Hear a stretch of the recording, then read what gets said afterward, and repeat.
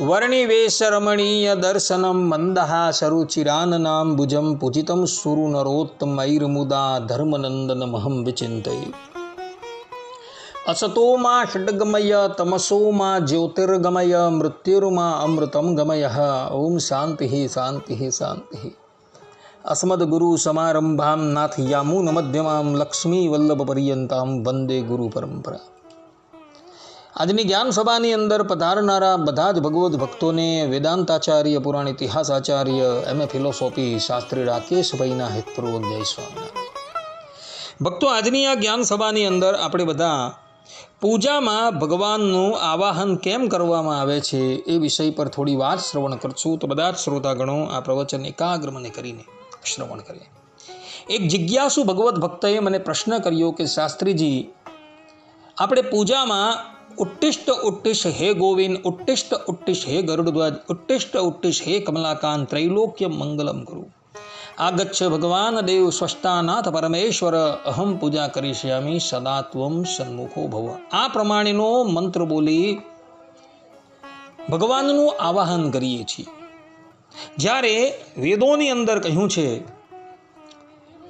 કે એ સર્વભૂત અંતરાત્મા અપહત પાપમાં દિવ્ય દેવ એકો નારાયણ, તથા સ્મૃતિમાં પણ કહ્યું છે કે જલે વિષ્ણુ સ્થલે વિષ્ણુ વિષ્ણુ પર્વતમસ્તકે જ્વાલા માલા કુલે વિષ્ણુ સર્વમ વિષ્ણુ મય જગત। આ પ્રમાણે શ્રુતિ અને સ્મૃતિ સ્પષ્ટ રૂપે કહે છે કે પરબ્રહ્મ પરમાત્મા સર્વવ્યાપી છે। તો પછી આપણે ભગવાનનું આવાહન કેમ કરીએ છીએ? જો ભગવાન સર્વવ્યાપી છે તો પછી અર્ચા સ્વરૂપની અંદર પણ એવો પહેલેથી જ સન્નિધિ કરીને રહેલા હોય છે। તો પછી આપણે એમનું આવાહન શા માટે કરીએ છીએ? આ પ્રમાણે એ ભગવદ્ ભક્તએ મને પ્રશ્ન કર્યો। ત્યારે અમે એને કહ્યું કે ભાઈ, તમારો આ પ્રશ્ન જે છે એ યોગ્ય છે, એનો ઉત્તર હું તમને શાસ્ત્રોમાંથી જોઈને આપીશ। ત્યારબાદ અમે અનેક શાસ્ત્રોનું અવલોકન કર્યું।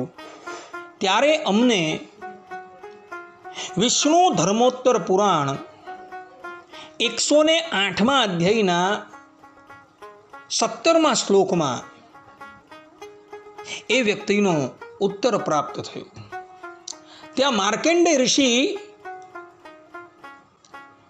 ભગવાન શ્રી કૃષ્ણના પપૌત્ર વજ્રના પૂછવાથી એને આ જ પ્રમાણેનો ઉત્તર આપે છે। કયો ઉત્તર? તો માર્કંડેય ઋષિ કહે છે કે આવાહનમ સ્વતૃપ્યર્થમ પુરુષસ્ય યથાસ્થિતમ તથા અપ્યર્ચા મહાભાગ स्वतुष्ट्यर्थम प्रयोजनम। अर्थात कि परमात्मा का आवाहन मन की तुष्टि के लिए होता है।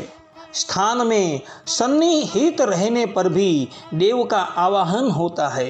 अपनी तृप्ति के लिए यथास्थिति परम पुरुष का आवाहन किया जाता है। અહીં માર્કંડેય ઋષિ સ્પષ્ટ રૂપે કહે છે કે એ પરબ્રહ્મ પરમાત્મા જગતના કણકણની અંદર વ્યાપીને રહેલા છે, છતાં પણ સાધકની સ્થિતિ સર્વ ખલ્વિદમ બ્રહ્મ એ રૂપે થઈ નથી, અને એટલે માટે પોતાની સંતુષ્ટિને અર્થે સાધક જે છે એ ભગવાનનું આવાહન કરે છે, અને આવાહન થાય એટલે એ પરબ્રહ્મ પરમાત્મા જે મૂર્તિની અંદર બિરાજમાન છે એવો સૂતેલા હોય તે જાગૃત થાય છે। આ પ્રમાણે સાધકની તુષ્ટિને અર્થે સાધક જે છે એ ઠાકોરજીની મૂર્તિમાં આવાહન કરતો હોય છે। આવાહન કરે એટલે પરબ્રહ્મ પરમાત્મા જે સૂતેલા હોય છે એ જાગૃત થાય છે, એટલે પેલા સાધકને સંતુષ્ટિ થાય છે કે હું જે સ્વરૂપની સેવા કરું છું એ સ્વરૂપમાં ઠાકોરજી આવીને બિરાજમાન થઈ ગયા છે, અર્થાત કે ઠાકોરજી ઉપસ્થિત થઈ ગયા છે।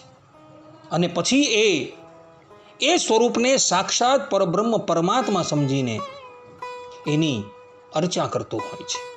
એટલે પેલા ભગવદ્ ભક્તોએ જે મને પ્રશ્ન કરેલો હતો એનો પ્રશ્નનો ઉત્તર માર્કેન્ડેય મુનિએ ભગવાન શ્રી કૃષ્ણના પપૌત્ર વ્રજના પૂછવાથી વિષ્ણુ ધર્મોત્તર પુરાણની અંદર આપેલો છે. કહેવાનું તાત્પર્ય એ છે કે પરબ્રહ્મ પરમાત્માનું આવાહન એટલે માટે કરાય છે કે સાધકની દ્રષ્ટિ સર્વવ્યાપી થઈ નથી, અને સર્વવ્યાપી દ્રષ્ટિ નહીં થઈ હોવાથી પોતાની સંતુષ્ટિને અર્થે એ સાધક જે છે